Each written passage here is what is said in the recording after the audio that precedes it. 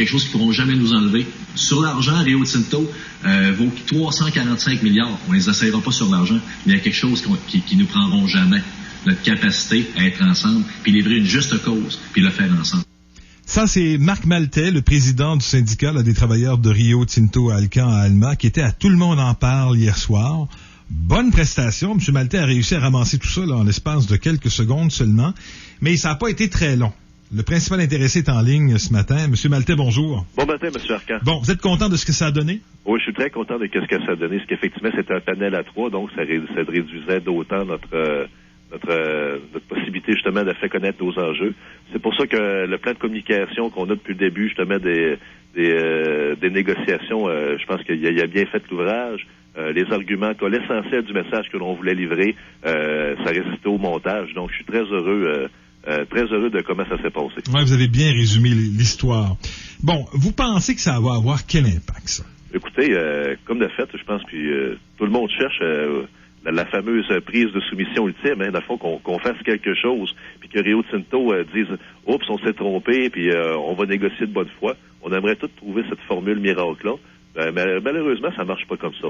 Donc, qu'est-ce que ça va ajouter, ça? C'est encore un moyen de pression, qui nous l'espérons, puis c'est notre croyance, qui vont justement faire en sorte que Rio Tinto va venir s'asseoir de bonne foi avec nous autres. Mais bien sûr, c'est pas uniquement avec un site Facebook, c'est pas uniquement avec une participation à Tout le monde en parle, c'est pas uniquement justement avec des dons de syndicats. C'est pas, si on prend chaque élément que l'on fait, on le prend individuellement, c'est certain que c'est pas ces faits-là uniques qui vont nous donner justement le rapport de force qu'on le désire, mais c'est l'accumulation de tous ces moyens qu'on l'espère, va justement amener Rio Tinto à revoir ses positions finales. Est-ce que vous vous inspirez actuellement du conflit étudiant? Du tout, aucunement. Je le trouve quand même inspirant, ceci dit. Mais écoutez, je pense que le conflit étudiant a leur façon de faire à eux, qui sont bien différentes des nôtres.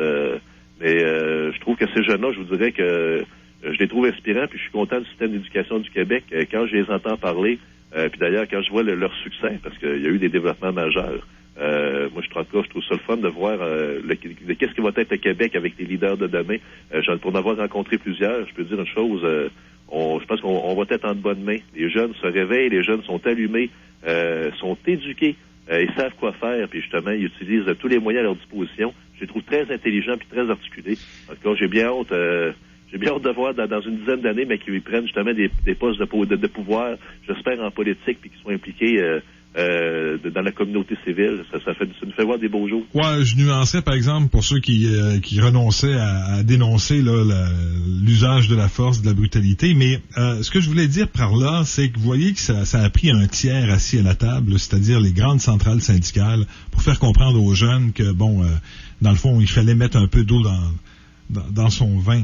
À ce titre-là, face là au conflit actuel, est où la solution, M. Maltais, au moment où on se parle? Parce que vous avez bien beau dire il faut que la grande multinationale plie des jambes, mais eux autres, ils veulent vous faire plier des jambes aussi. Alors donc, il n'y a personne qui gagne à ce jeu-là.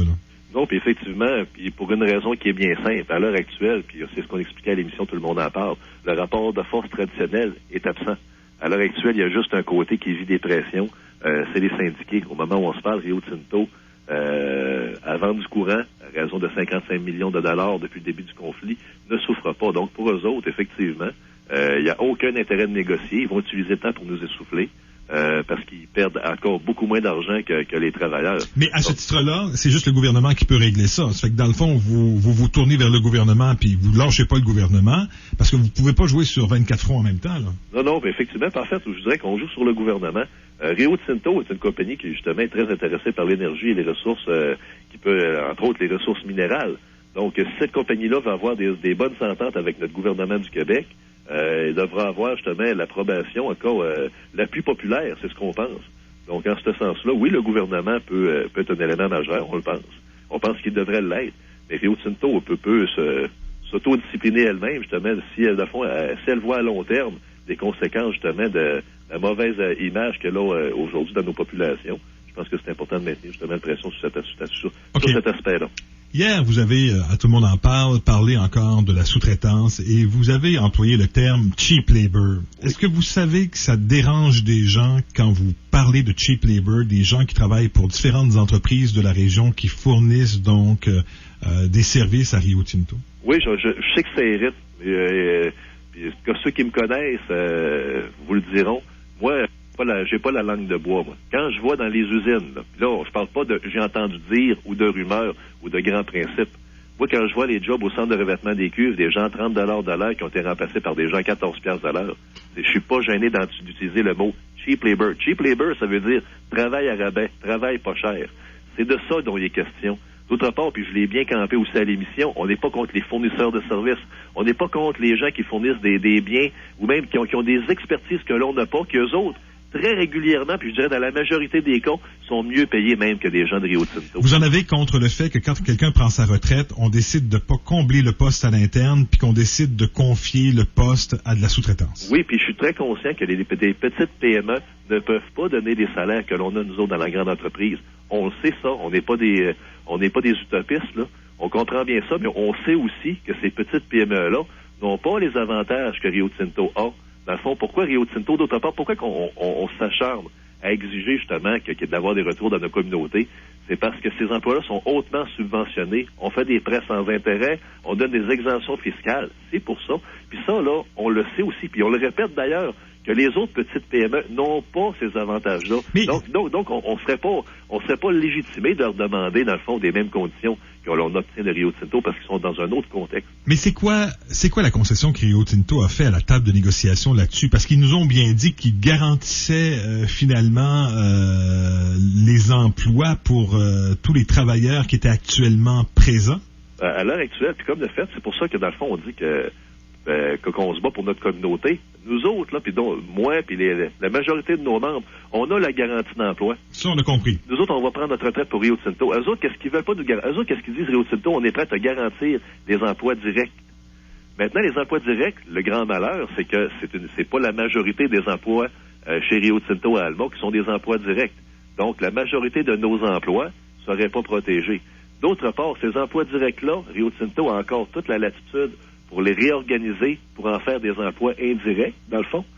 Donc, les protections qu'on nous offre, c'est de la poudre aux yeux. C'est une grosse menterie. Nous autres, on veut vraiment des clauses puis des protections qui vont faire l'ouvrage. On veut vraiment des clauses puis des protections qui vont pouvoir nous permettre de dire, sans mentir, qu'on a effectivement protégé le futur. Alors, donc, là, vous êtes combien de travailleurs à l'heure actuelle, on est 778. Alors, 778, vous voulez que dans 10 ans, il en reste encore minimum 778? Ben, c'est ce qu'on aimerait bien. Okay. Maintenant, pour discuter du plancher d'emploi, puis c'est encore là, on a eu des discussions là-dessus.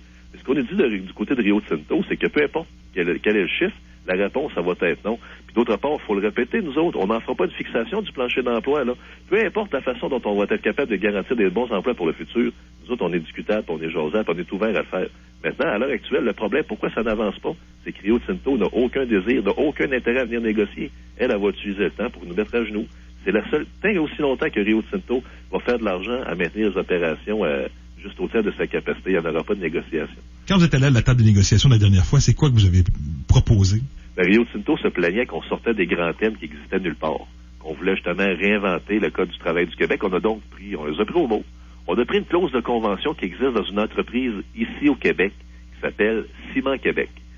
On a pris la clause de sous-traitance, on a dit, tiens, pour lancer des discussions, pour les relancer, on va apporter ça à la table. Donc, on n'a rien inventé, là. On a même imprimé la page de la convention de Ciment Québec pour démontrer qu'on n'avait pas importé ça de la planète Mars. Donc, il n'y a même pas eu, je vous dirais, on a fait la lecture de ce qu'il y avait dans la convention. Puis on nous dit encore qu'on exagère, puis ça n'a pas de bon sens. Mais encore là, si c'est trop compliqué, si c'est trop astreignant, ayons des discussions. Mais on a repoussé du revers de la main cette offre-là. Puis d'autre part, encore là, on n'était pas surpris. On savait que dès 9 h le matin, alors que la rencontre était il y avait une conférence de presse annoncée. La conférence de presse, les médias étaient déjà annoncés dans la salle d'à côté. Il n'y a rien. C'est ce qui nous fait dire qu'il n'y a rien dans ce conflit-là qu'on aurait pu concéder qu'on aurait évité un conflit de travail. Il était prévu, programmé depuis déjà des mois. Donc, pour nous autres, essentiellement, on fait partie justement d'une grande pièce de théâtre qui est orchestrée puis qui a débuté en 2003 lorsque Jean Charest, justement, a facilité à modifier le Code du travail sous le bâillon. Vous vous rappelez, on avait barré l'autoroute des Laurentides pour justement manifester contre ces modifications du Code du travail-là. On voit les conséquences aujourd'hui. C'est des stratégies qui sont à long terme. Rio Tinto, d'ailleurs, n'a rien inventé. Quand il y a eu ces modifications-là, c'était Alcan à l'époque. Mais Alcan aussi avait des intérêts au niveau de la sous-traitance.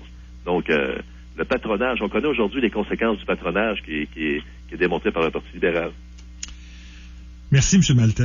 Ça fait plaisir, M. Arcan. J'espère que ça va se régler rapidement. Écoutez, il n'y a pas personne dans notre région, au Québec puis dans le monde, qui soit au règlement autant que notre membership dont je fais partie. On est les premières victimes. Malheureusement, Rio Tinto excelle à faire passer les victimes pour les agresseurs bien souvent. C'est pour ça qu'on va faire un point d'honneur de justement bien informer les gens pour justement que l'on ne se trompe pas. Merci beaucoup. Merci à vous. Au revoir. Mac Maltais, le président du syndicat des travailleurs de Rio Tinto Alcan Alma. 99.5